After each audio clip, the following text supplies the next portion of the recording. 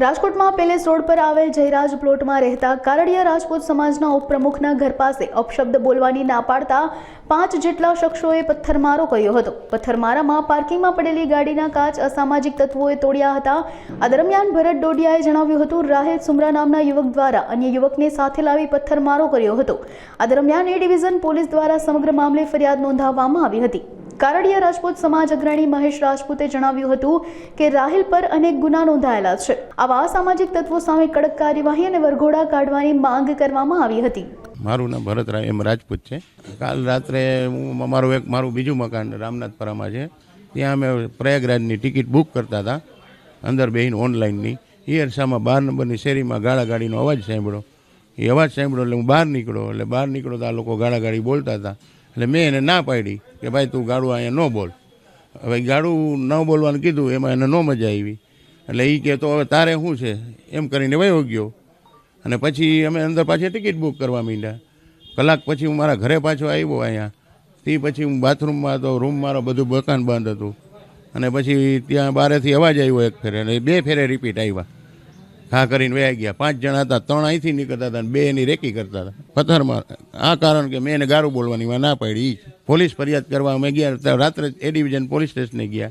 અમે ફરિયાદ લીધી, અમારી લખી લીધી, પણ અમને ખબર નહોતી કાચી લેખી પાકી। એટલે કાચી હતી, પછી અમારો ભાઈ આવ્યો મહેશભાઈ, પછી અમારી પાકી ભરી લીધી। હા, ઓળખું છું, એ છોકરો અહીંયા જ રહેતો પહેલાં, રાહિલ કરીને છે। એના બાજુમાં બીજો એ છોકરો અહીંયા જ રહે છે। એ 3-4 ભાઈબંધ ભેગા થઈને પછી આ મંડળી રચી અને અહીંયા કામ ઉતાર્યા। ધડાધડી બોલી ગયા।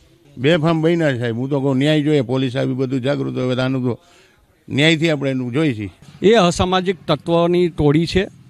ગમે ત્યાં ગમે ત્યાંના ઘર પાસે ગારો બોલવી, મારામારી કરવી, જો નબળું માણસ હોય તો એને દબાવી દેવું, અને અવારનવાર આવા બનાવો એના ચોપડે ચડી ગયેલા છે, પોલીસ ચોપડે, અને દારૂના પણ એટલા જ કેસ થયેલા છે। ત્યારે આવા અસામાજિક તત્વો સામે તાત્કાલિક પોલીસ કમિશનર શ્રી પગલાં લે, અને ગુજરાતના જે હોમ મિનિસ્ટર જે રીતે બોલે છે કે અસામાજિક તત્વોને ડામી દેશું, વરઘોડા કાઢશું, તો આનો પણ વરઘોડો નીકળવો જોઈએ।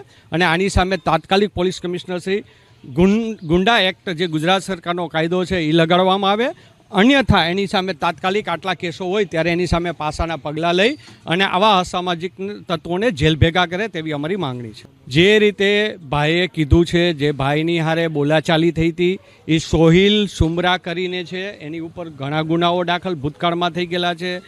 હાલના ધારાસભ્યના કુટુંબિક ભાઈને ત્યાં પણ આ ભૂતકાળમાં ત્યાં પથ્થરમારો કરી ચૂક્યો છે એવી માહિતી મળેલી છે। એટલે આવા અવારનવાર જે ગુનાઓ કરતા હોય એની સામે તાત્કાલિક પાસાના પગલાં અથવા ગુંડા એક્ટ દાખલ કરી અને જેલ ભેગા કરવા જોઈએ।